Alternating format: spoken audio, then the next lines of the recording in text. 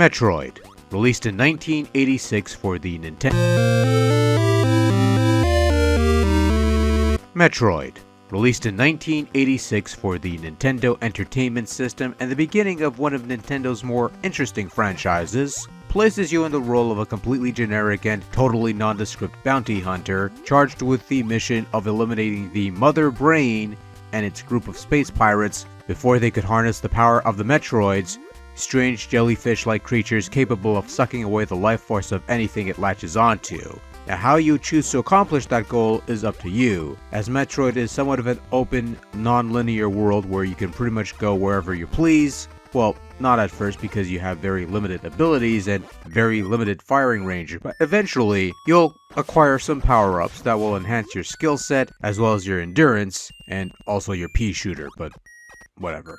There are 5 separate areas in Metroid to explore: the cavernous Brinstar, the fiery Norfair, 2 boss layers, and the concluding Torian, home to the Mother Brain and the Metroid lifeforms, which can only be accessed once you destroy the 2 bosses, Kraid and Ridley. Within these realms of horror, you'll come across multiple paths that look alike, probably because a good chunk of the game comprises that timeless method of copying and pasting screens across multiple paths to save up on memory.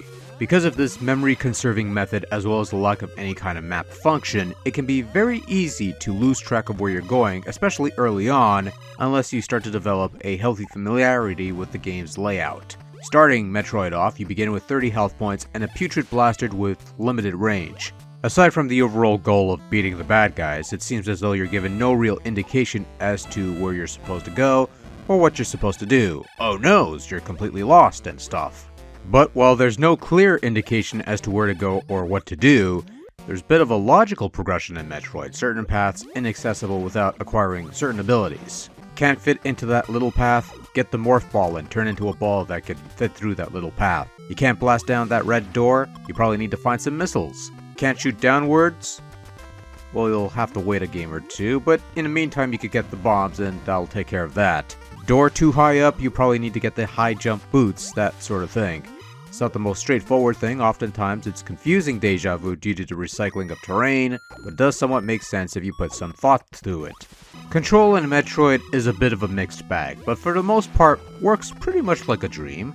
Samus can do short hops or long somersaults, and these jumps can be controlled in midair to a certain extent. Switching between standing and ball forms works without a hitch. It's easy to swap between beam weapon and missiles. All that works well enough, however there are some occasions where control isn't quite on the mark. There would be instances where Samus, the bounty hunter, would fall into a pool of lava and the jump button would fail to register for some reason, even during moments where there should be no reason for a jump to fail. There would be rare occasions where she would get stuck in the scenery. There would be instances where one would push the A button for a somersault jump or a screw attack, but instead get the short jump.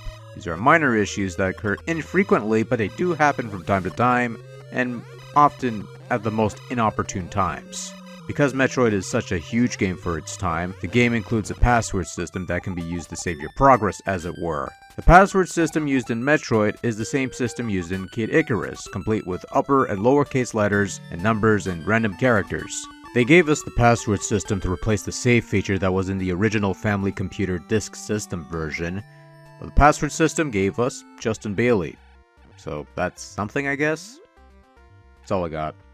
Metroid sports some rather dark, moody visuals that sets the tone for the cavernous alien landscapes you had to navigate, with its single pitch-black background and its Giger-inspired graphics. While the visuals today may seem repetitive and somewhat limiting in scope, they still manage to maintain that gloomy atmosphere of the dangers that lie before you, at least as much as one could back in 1986.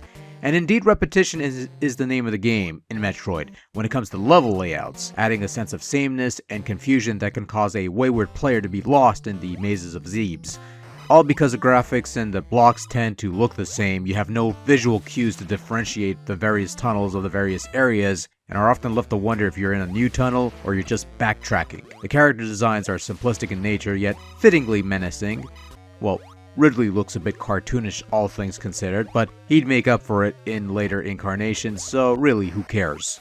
Metroid has some memorable mood-setting music. From the ominous title screen music to the moody melody of Norfair, from the adventurous anthem of Brintstar to the eerie theme of Cradelair, there's a nice sense of varying emotions conveyed in the small yet unsettling pool of musical bits. It's not the kind of music that you bob your head to, but rather it enhances the dread of exploring these alien caverns and fending off the dangers within.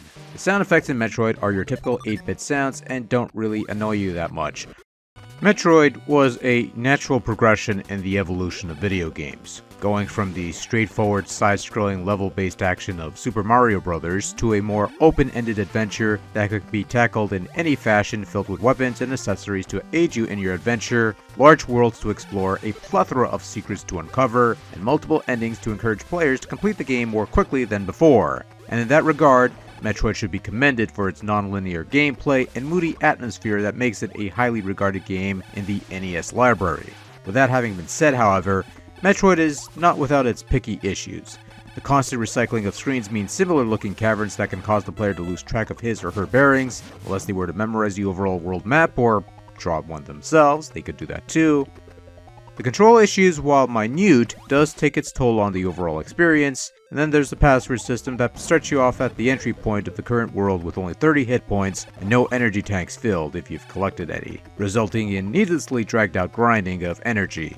These are quirks that most folks must have gotten used to and are presumably unavoidable as a result of hardware limitations, but makes the game feel dated and obsolete, especially with the GBA Remake Zero mission. Even Metroid 2 on Game Boy is a substantial step above this original entry. Now, am I saying that Metroid outright sucks? No, not in the least. Metroid might not have aged well due to these particular artifacts, but has more good things going for it than it does bad, and if nothing else, laid the foundation for its successors to build upon. It's still very much a solid NES classic that provided the basis for future games of its ilk to build on, and in that regard, deserves at least one playthrough or two if you've never got the chance to experience it.